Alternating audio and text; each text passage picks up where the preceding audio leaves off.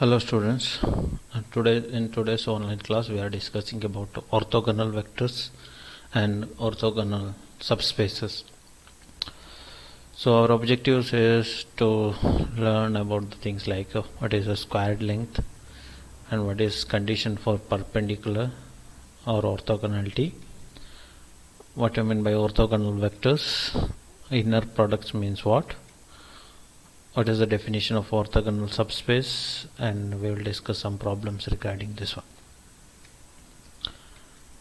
So consider a given triangle of vectors. We might have studied this one, triangle law of vector addition.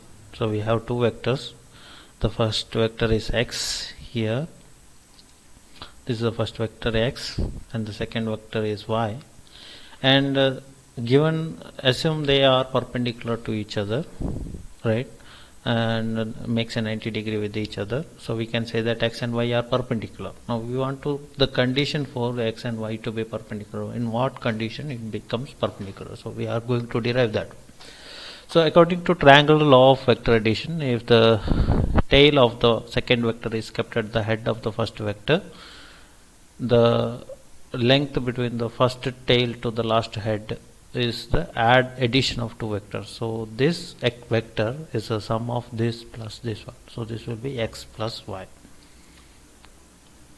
So in this vector, if the x is represented as a having two elements x1 and x2, then the length of x, you have studied this one, and it is represented as norm of x or length of x used with the double mode symbols. So, and it is given by root of x1 square plus x2 square. So length of this one is root of x1 square plus x2 square, or represented as norm x, and length of y is represented as norm y, and it is given by root of y1 square plus y2 square, where y1 y2 are the coordinates of y, vector 1.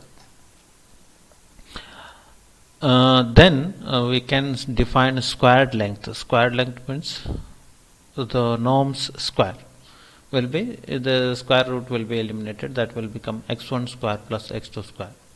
But this is not in a vector representation. When we want this one in a vector representation, we can write if x1 x2 is the actual vector, if you multiply it with the pre-multiply with the x transpose, so x1 x2 in a row and x1 x2 in a column, if you multiply these two, x1 into x1, you will get x1 square, and x2 into x2, because row into column, so x2 into x2, x2 square, so x1 square plus x2 square, what you are getting. So that can be represented as, if this is x, then this will be x transpose, because column becomes row. So the squared length is always represented as x transpose x.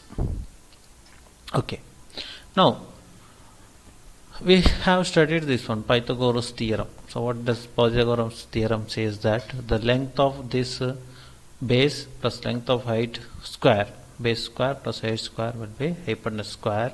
So here x square plus y square will be more norm x plus y whole square.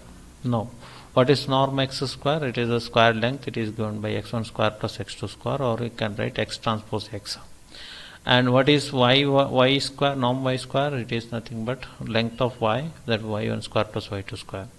And this is the LHS part, and RHS part you have norm x plus y whole square, so that will be x plus, the first element will be x1 plus y1 whole square, and the second element will be x2 plus y2 whole square. Now expand this one, you will get x1 square plus 2x1 y1 plus y1 square, and x2 square, so x2 square 2x2 y2 comes here, and y2 square.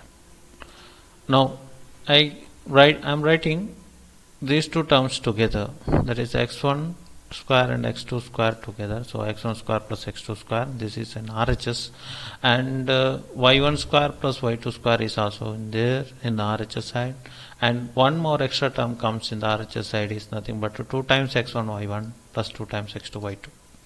So this is in the LHS side, you have, this is actually x transpose x, and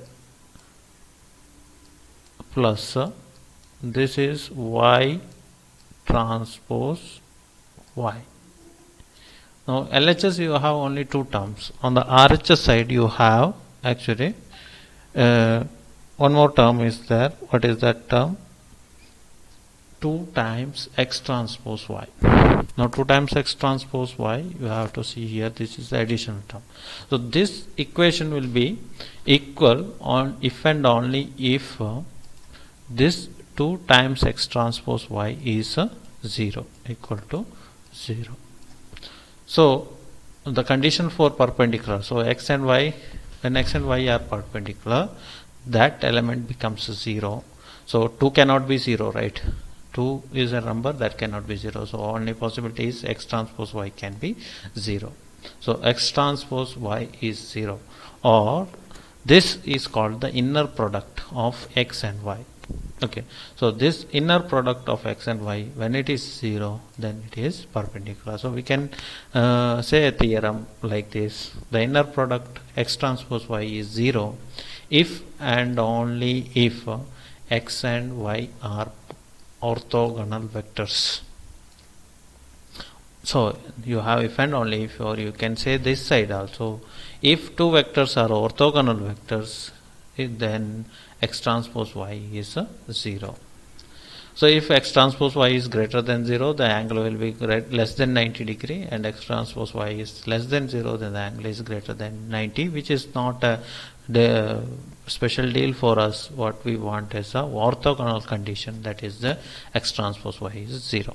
So this here onwards we get this new term called orthogonal. Orthogonal simply means perpendicular, or their inner product becomes 0.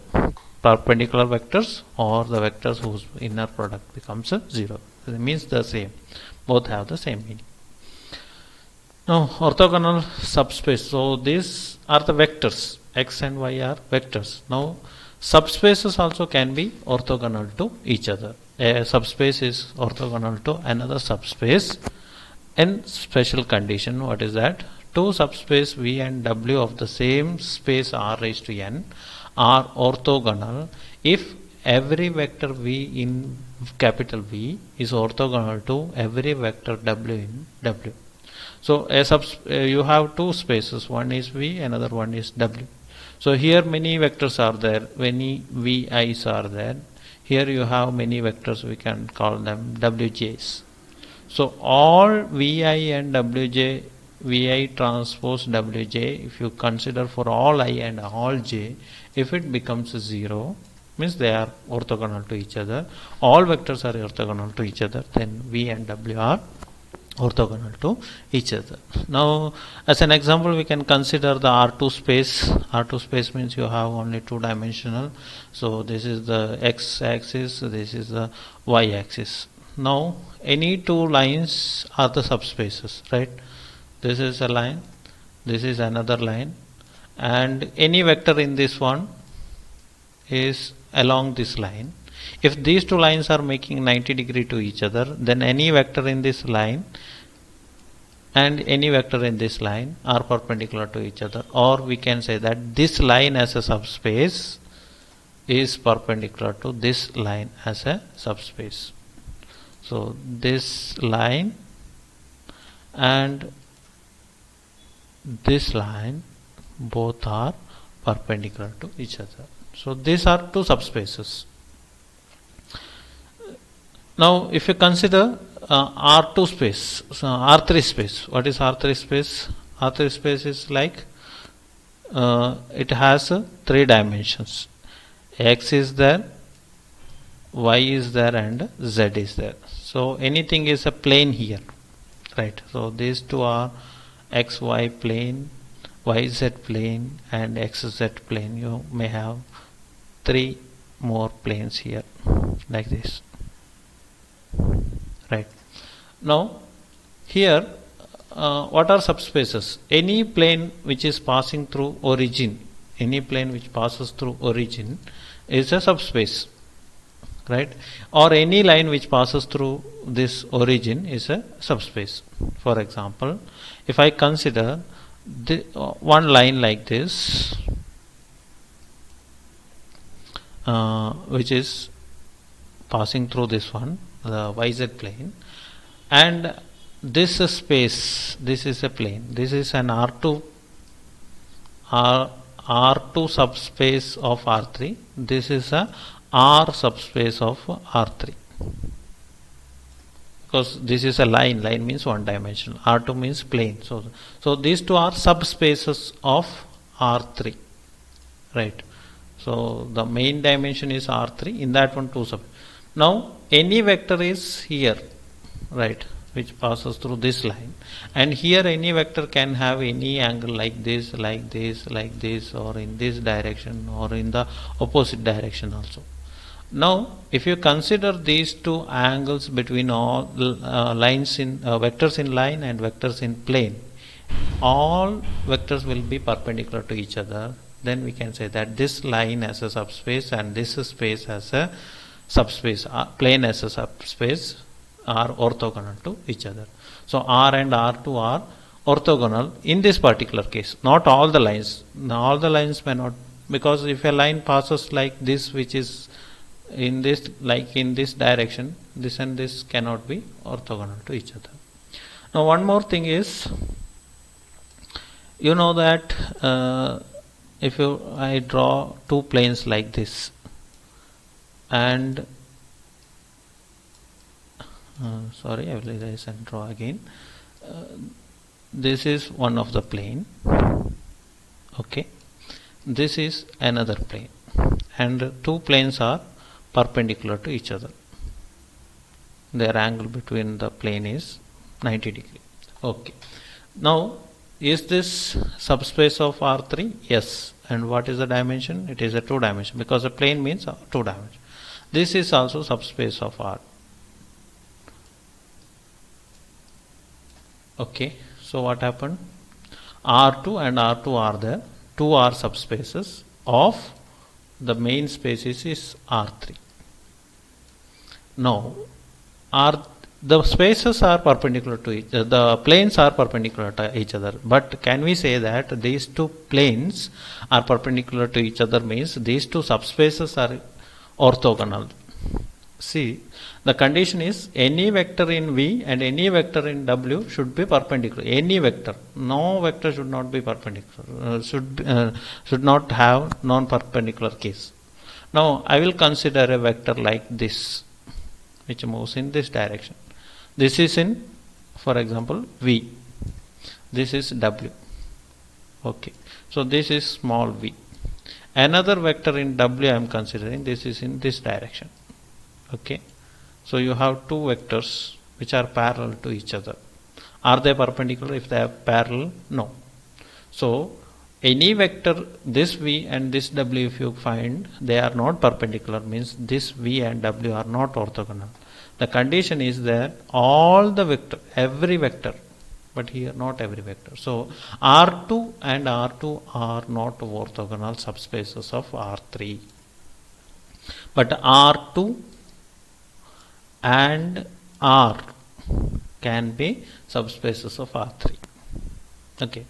So this leads to a very important theorem, fundamental theorem of orthogonality. That is the dimension of V plus dimension of W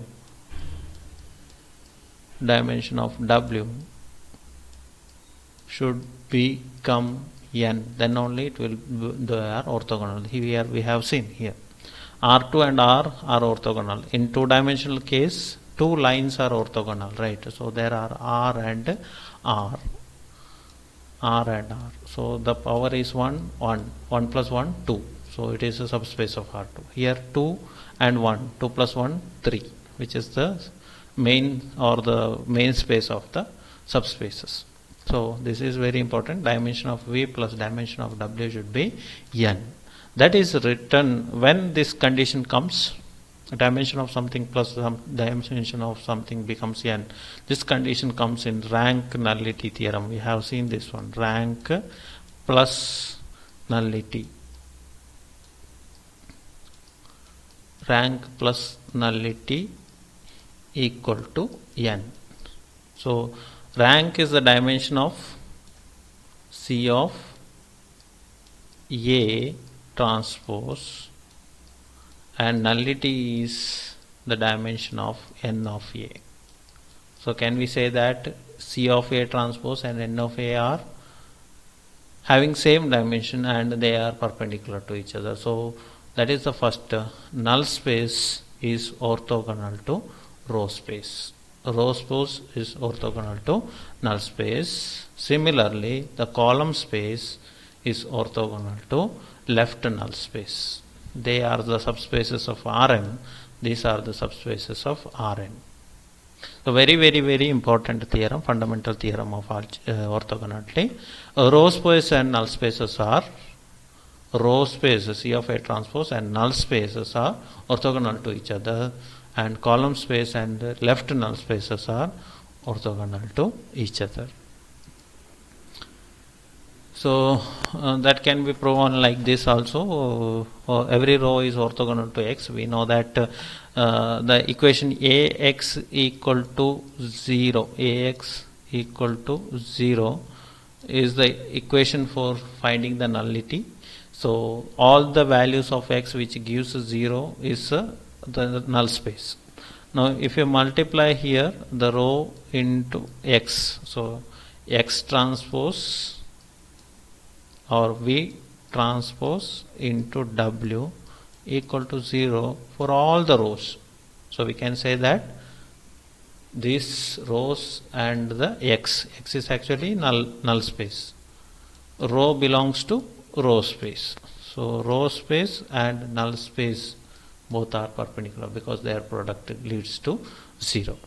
Similarly, we have seen that Y transpose A is equal to 0, left null space. So Y transpose into column like this we have to multiply and you will get 0. So the column, each column when multiplied with Y gives 0, means the product of inner product of Y and columns are 0, or the inner product Y of column space is 0, means the vector itself is orthogonal. The columns are orthogonal to Y transpose. So column space is orthogonal space of Y transpose or left null space, and row space is orthogonal subspace of. So generally, given a subspace V of Rn, the space of all vectors orthogonal to V is called the orthogonal complement of V, and it is represented as V perpendicular. So we can generalize C of A transpose, that is nothing but row space. Its orthogonal complement is orthogonal complement is n of A, or otherwise also n of A's orthogonal complement is C of A transpose, and similarly C of A's orthogonal perp, C of A perp is actually n of A transpose. So these two are the general rules of orthogonal. So this is the meaning of orthogonal complement. So this is the basis for whatever problems we are doing. Now we'll do a problem here. Okay, listen this problem carefully because you have done lot of mistakes while doing this type of problem. This is very important regarding to third module, this kind of problems. So find a vector x orthogonal to row space of A, and a vector y orthogonal to column space, and a vector z orthogonal to the null space. As we discussed in the previous case, orthogonal to row space means n of A. So we have to find null space. Null space is a linear combination of its bases. So we have to find the basis for n of A.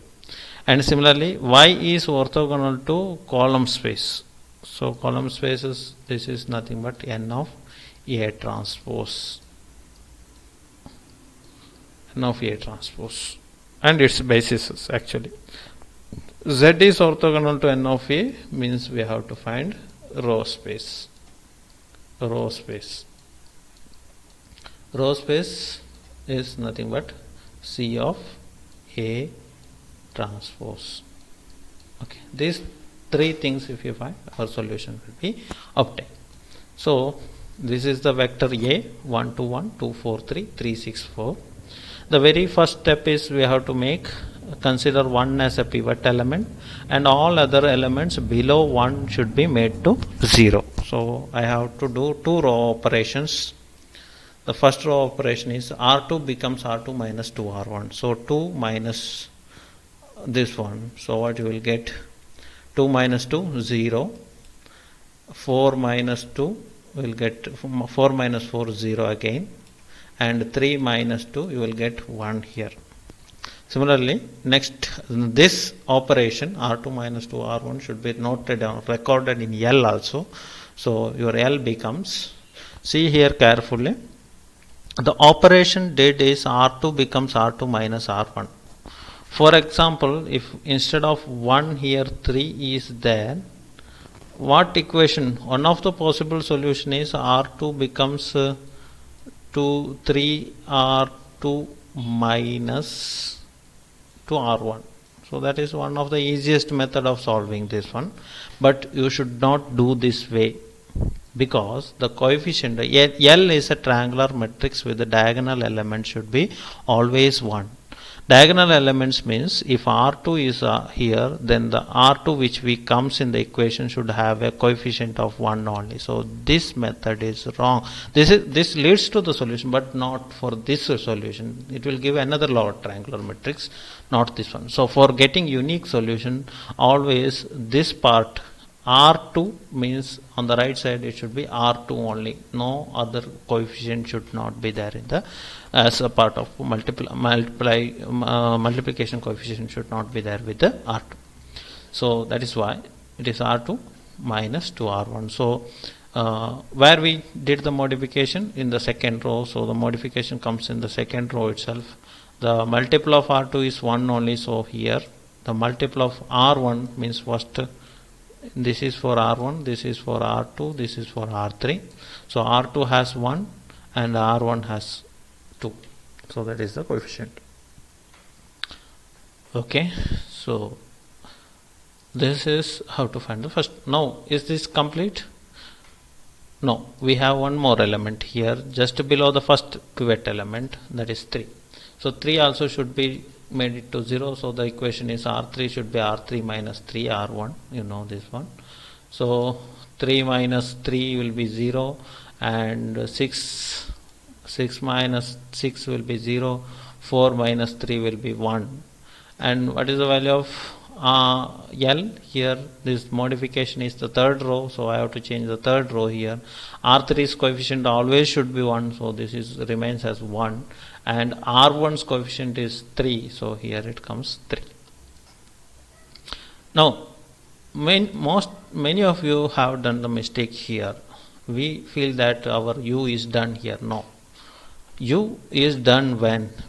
Where is the first pivot element here? 1. Okay, next pivot element will come in the second row, here anywhere in this second row. Normally we seek for the second pivot element just after the in the second column, but in this case it is 0. We will see whether any element below that is non-zero. If it is there, you have to shift that columns upward, but we don't have, because everything below that is made to 0, so I cannot consider it. Is this column and this columns are similar. Pivot element is this one and it is a multiple of this one, that's all.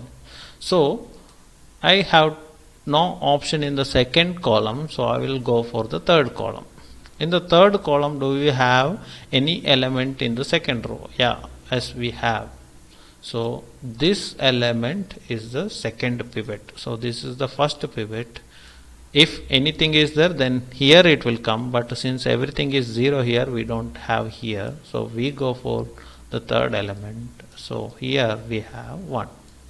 So all elements in the pivot element below that should be made to 0 to get a proper U. So we have something left here. What is that left? That 1 is pending here. So in order to get that 1 made to 0, what we have to do now? I have to do the operation R3 should be subtracted by R2, right? So we'll do that operation. R3 gives R3 minus R2. So that gives as 0 as the value, because just both were 1 here. It was earlier, here it was 1, so 1 minus 1 becomes a 0. No, only 1, that operation. And this same should be reflected in L also. So L is R3 is 1, so it is not altered, but R2 has a coefficient in the third row, so that is why here R2 has a coefficient that is nothing but 1. So here 1, so 3 1 1. Students, this is the last stage of finding the u. Okay, here we have to stop finding u, because all the elements below the pivot elements are made to 0. This is the form u is called echelon form. Remember, this is the echelon form, and recording L should be completed here. No further addition for this one. So L is complete, done. No need of anything to do. So until you get this form, you have to record the L. Once this form is obtained, then you can stop that. So here we can stop recording L. L is done. Now what we have to do, we have to find R also, that is the row reduced echelon form. So row reduced echelon form is that every element in the pivot columns. So which are the pivot columns here? The first one is 1 0 0. So every elements in the pivot columns except the pivot is 0 here. No, so nothing to do here. Another pivot column is this one. Here every element should be made to 0. So this is the pivot element. So other than this, you have one more element, that is 1. This should be made to 0. So how to make this? We have to do a row operation again. So this should be subtracted by this one. So R1 becomes R1 minus R2. Remember, this operation need not to be recorded in L. Very, very important, because if you put something here, then it won't be a lower triangular matrix. This lower triangular matrix is done now. Okay, so this is done. Don't touch this one. Now only we are doing with the U. So doing by that operation, 1 minus 0 1, 2 minus 0 0, 1 minus 1 0. So you got 2. So this is, these two are the pivot columns, and this is the addition column, right? So how many free columns are there? 1. So what is rank? Rank and nullity.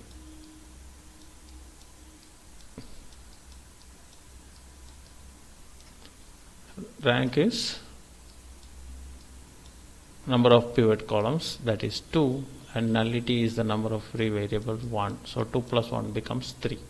Similarly, number of rows is 2 and number of 0 rows is 1. So nullity of left space is also left null space is 1. So 2 1 2 1 in both cases, since this is a square matrix. Now we have something called the reverse representation, that is L inverse P into A equal to U. Now what we have to find is the L inverse.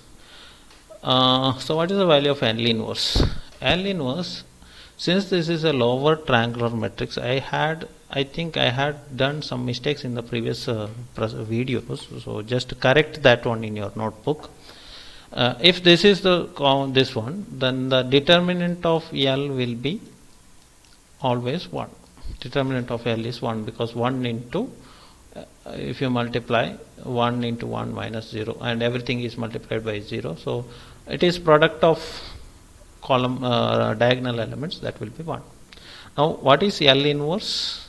L inverse is adjoint of L divided by determinant of L. Since the determinant of L is 1, no need of this one, we want only the adjoint of L. So how to find the adjoint of L? For each one you have to find the cofactor and cofactors transpose. So what is the cofactor of 1? It will be 1 into 1. So all the diagonal elements will remain same. That is done. and the next very columns will also remain same, because what is the cofactor of 0? 0 will be 2 2 into 1 minus 3 into 0, so 2 minus 2, because this is the second element. So the cofactor C will be, so we will see what is C. The first one is 1, for 0 it will be minus 2, and for 0, this is 0, it is not 3. We have to do here the calculation. So what is the calculation? I will erase these things. So what is the calculation? For 0 it will be 2 into 1 minus 3 into 1, so 2 minus 3, that will be minus 1. Okay, now for 2 the cofactor is 0 into 1 minus 1 into 0, so 0. For 1 it will be 1 into 1 minus 0, so 1, and for 0 it will be 1 into 1 0, so that will be 1. But in this case this is minus 1, because this is a plus minus plus minus plus minus, so here it becomes minus 1. And the last case 3, it will be 0, the next also element is also 0, and for 1 it will be 1. Again it is a plus element, so the plus 1 is 1. Now this is the cofactor, it's a transpose, so that becomes 1 here, then minus 2 here, minus 1 here, okay, and 0 1 minus 1 and 0 0 1 in this column. So very important thing, the inverse of L is, as I said in the previous classes, all the elements will become negative. No, correct that in your notebooks. This 3 will not be minus 3, except this element everything will be as such. So this will be 2, but it is in negative.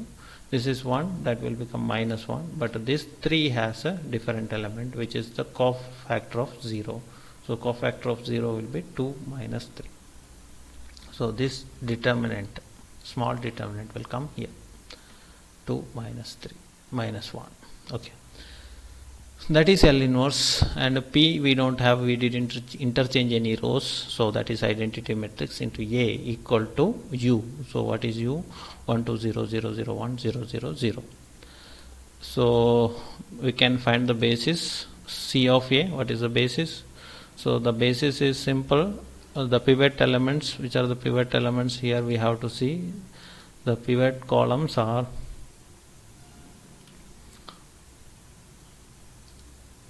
the first and third. So in A, the first and third columns are, the first column is 1 2 3 and the third column is 1 3 4. So our C of A has the basis, the first one is 1 2 3 and 1 3 4. What is the basis of N of A? N of A is actually null space. Null space is the element. So we have to write like this, we have to make a single matrix like this. So I will show in the R representation. So in R we have seen here, so this is R here. So second is free variable, so I have to consider a matrix like this, and since the second one is a free variable, I have to put a 1 here. If many are there, then 1 0 0 1 like that. If 3 are there, 1 0 0 0 1 0 and 0 0 1 like that. But here we have only 1, and the elements in the free variable R will come here with the opposite sign. So here it will be minus 2 and 0 when it comes here 0. So null space is minus 2 1 0. So that is what for the null space. So N of A is minus 2 1 0. Now what is C of A transpose? C of A transpose is the spaces of or the non-zero rows of R. So that is 1 0 and 0 0 1. So 2 are there 2 of C of A transpose is 1 to 1 and 0 0 1. And what is left space? So left space is easy. So we have here the which gives 0 0 in the U. Okay, so this should be U, means this is 1 here, that is a mistake. So 1 to 1, so which gives a 0 0, that is nothing but minus 1 minus 1 1. So minus 1 minus 1 1. So you will get n of A transpose as minus 1 minus 1 1. So you got these many. Now as we said in the theorem, fundamental theorem, these two are perpendicular to each other and these two are orthogonal to each other. We will check. For example, multiply this, take this as V, this as W, then find the value of V transpose into W. What you will get? Minus 2 into 1, that will be minus 2, plus 1 into 2 plus 2, so minus 2 plus 2 0, 0 into 1 0, so you got 0. Now consider these two combinations, minus 2 into 0 0, 1 into 0 0, 0 into 1 0, so you got here also 0. So these two are perpendicular. Similarly, these two are perpendicular. We can check again. 1 into minus 1 minus 1, 2 into minus 1 minus 2, so minus 3, minus 3 plus 3 into 1 plus 3, so minus 3 plus 3 0. Similarly, these two will be perpendicular to each other. So 1 into minus 1, minus 3 into minus 1, minus 3 into minus 1. So totally minus 4, plus 4 into 1, minus 4. So everything becomes 0. So this is a sample of fundamental theorem becoming 0. So our solution for X, the orthogonal vector for orthogonal subspace for C row space is n of A, then for column space, then for the null space C of A transpose. So this is the final solution. So this is how you have to solve the problems. Thank you.